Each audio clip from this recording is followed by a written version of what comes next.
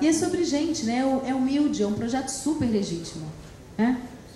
É melhor do que você construir um carro, colocar o carro no mercado e depois ficar monitorando, né?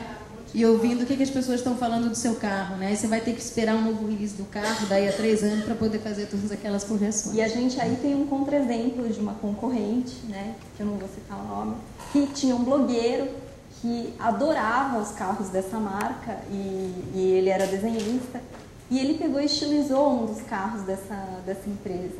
E o que essa empresa fez? Acionou juridicamente o blog. E aí virou uma crise, porque o cara que era, né, adorava a marca passou a odiar. Deixa eu dar 2 exemplos ruins, então, porque é bom, né, dar um exemplo ruim, porque... né? E são públicos. Então, assim, é bom que hoje em dia a gente pode contar tudo, né? Porque tudo fica público, então não tem mais segredo. Um é da própria Fiat, né? E eu escutei isso da Fiat na semana passada. É legal porque eles estavam numa palestra e eles expuseram, né? Eles fizeram um lançamento do Fiat Uno com muito sucesso por meio do Formspring. Talvez vocês tenham ouvido falar.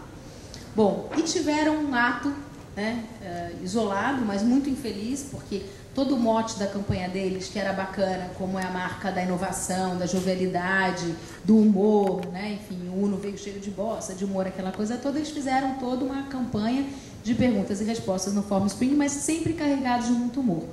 O que fala a linguagem da internet, mas que a depender do seu propósito, se você é uma empresa desse porte, né? Tem uma linha muito tênue onde você deve parar de brincar. E eles receberam uma pergunta no Formspring, que o cara disse: vocês conhecem isso? Quem conhece? Conhece, né? E o cara perguntava o seguinte: a minha namorada quer saber por que vocês não fizeram um Uno rosa, né, para o mercado feminino, algo do tipo.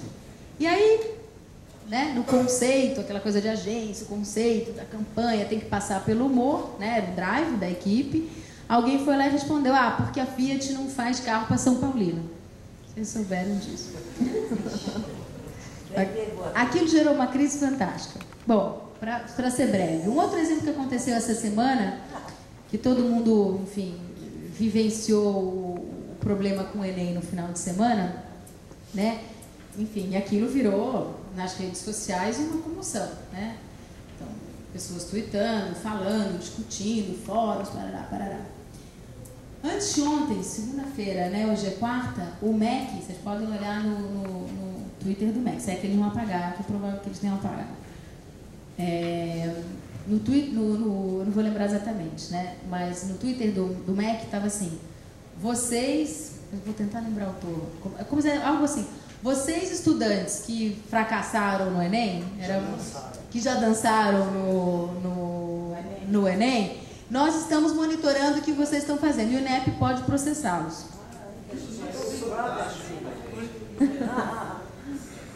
É inacreditável, né? É mais do que falta de habilidade, né? Quer dizer, é a falta da noção de que não tem mais o MEC e o estudante, né?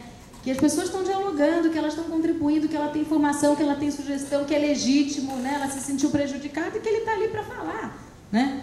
Então, de novo, assim, mudou, né? O nosso chip mudou, a comunicação mudou, não dá para fazer comunicação do jeito que você imagina, vai processar.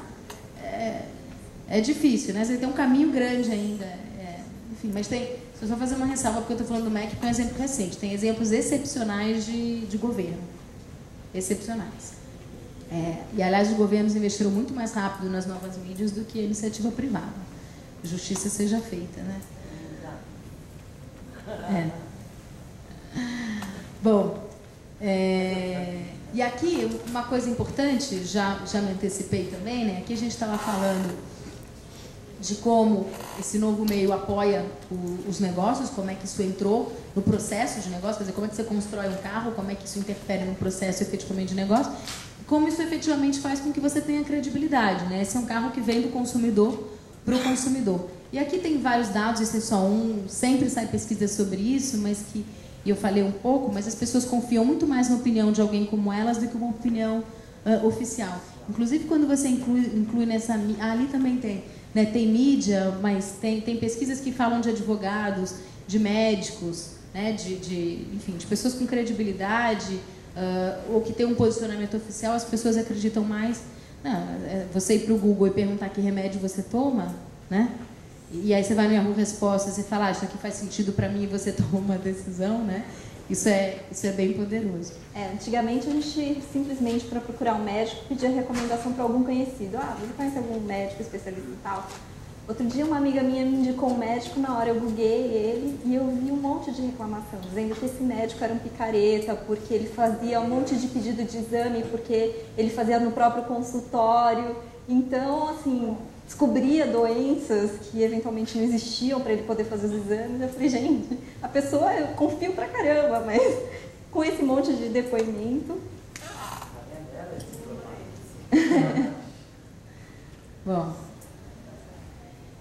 é importante, né? E aí vem um dado, né, que 14% confiam em anúncio, mas, de novo, assim, não tem nenhuma apologia aqui, a web não é isso. Quer dizer, o anúncio ele é absolutamente importante. Quer dizer, cada mídia tem o seu papel, ela cumpre uma função, né, distinta. Né? O que a gente quer chamar a atenção é a coisa é a convergência, onde que uma ação offline ela se conecta com o online. O online, infelizmente, tem esse poder de estrago, né, muito rápido, né? Quando você assistia os debates das campanhas agora e acompanhava pelo Twitter, você podia ter um ponto no candidato dando feedback para ele, né? Porque aquilo fazia sentido, né? É um feedback muito rápido, muito rápido. A gente tem alguns clientes da área de consumo para falar de comunicação, né? E toda vez que eles fazem campanha de mídia, a gente rapidamente sabe o resultado. Outro dia a gente apresentava o diagnóstico numa empresa e o cara ria porque tinha havido uma disputa interna dentro daquela empresa, que alguém era favorável à campanha e ele não era favorável, e aí se mostrou que a percepção não foi boa da campanha e ele ria como vitorioso naquela situação.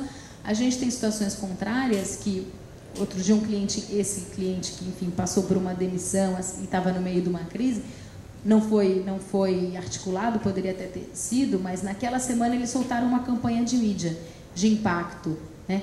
E aquilo conseguiu equilibrar, né? Não equilibrar, mas reverter as situações negativas, as situações positivas em relação à marca. Então, as mídias todas são importantes. Bom, e aí como esse negócio vai ficando super complexo, né? Fica difícil, a gente às vezes não sabe por onde começar, parte até do briefing, né? Quer dizer, não sabe nem... E vai ficando mais complexo, né? Às vezes a gente não consegue nem briefar, nem definir exatamente o que você quer, né? Por onde você começa, é uma dificuldade importante. Vai ter um vídeo que vai falar sobre isso, mas e nesse mundo de oportunidades, como é que fica essa questão da integração? Tem 3 motivos aqui que a gente, certamente tem mais, mas a gente acredita que a maioria dos problemas quando se fala de integração reside, primeiro, há uma separação ainda num organograma, né, numa hierarquia, numa organização, numa estrutura organizacional dentro das empresas que separa, né, muitas vezes as áreas de atuação. E com isso você perde uma visão maior, uma visão mais ampla. E às vezes quando você vai juntar essas duas coisas não dá muito certo, né? As coisas não se integram.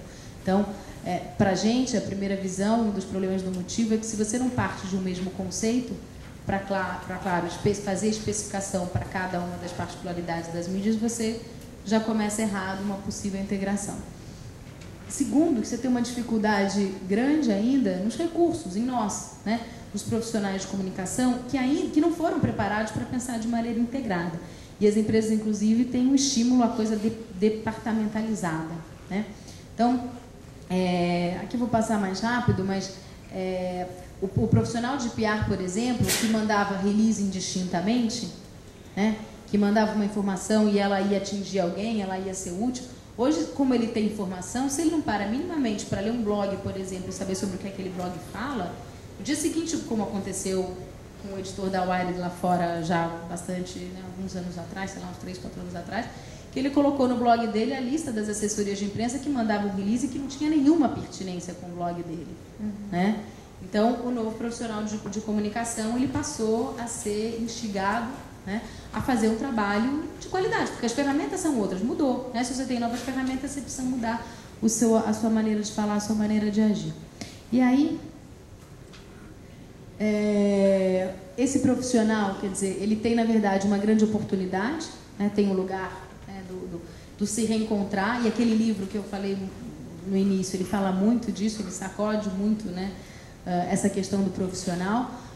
E aí a gente tem essa informação que os profissionais de comunicação dizendo das novas responsabilidades. E aí se pergunta quais são as novas responsabilidades que eles conquistaram nos últimos 2 anos, quais são as suas novas atribuições.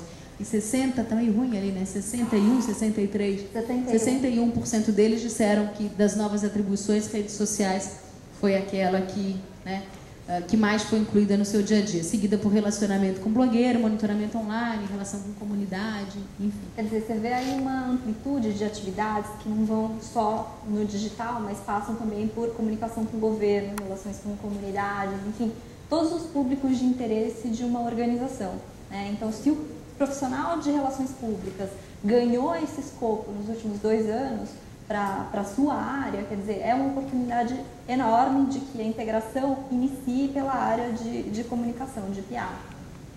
Né? Exatamente. E aí, assim, a gente, claro, não precisa ser expert em todos os meios e todas as mídias, mas a gente precisa pelo menos conhecer e entender o suficiente para poder dialogar com os nossos pares e as pessoas especialistas. Né?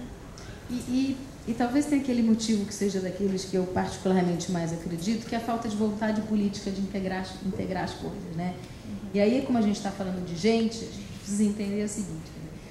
As empresas, né, dão status a partir daquilo que você gera de resultado, elas pagam bônus a partir dos resultados que você entrega, né? Então, é a política de remuneração.